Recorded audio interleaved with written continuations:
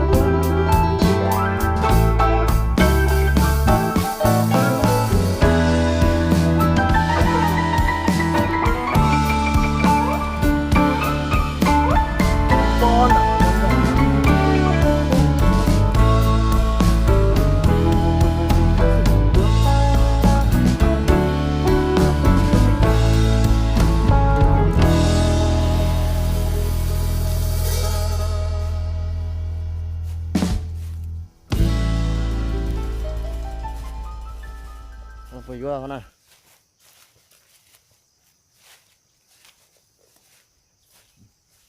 Quần nó tạm ơn cho hắn nè.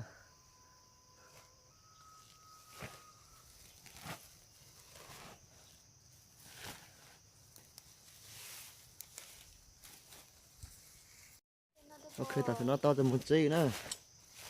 Và ý nó khiến cho lo. Tức giờ sân cho nó giờ sân cho là đấy. Giờ nó tí một chi nè. Từ to ý luôn rồi. Sao kiểu đi.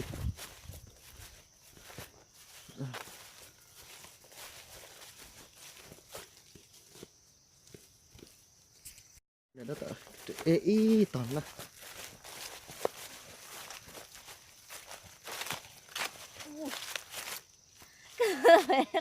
Bây giờ mà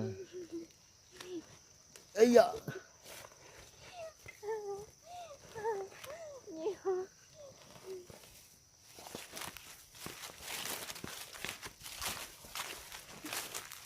con này nó chỉ mua giò thì con này cứ ý toàn năng là xí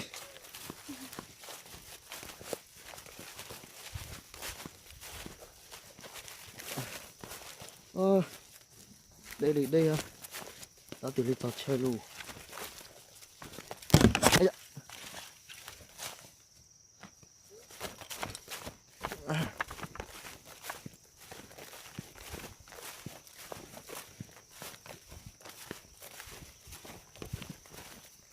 Tao kỹ năng lệ đi lấy cha lên cha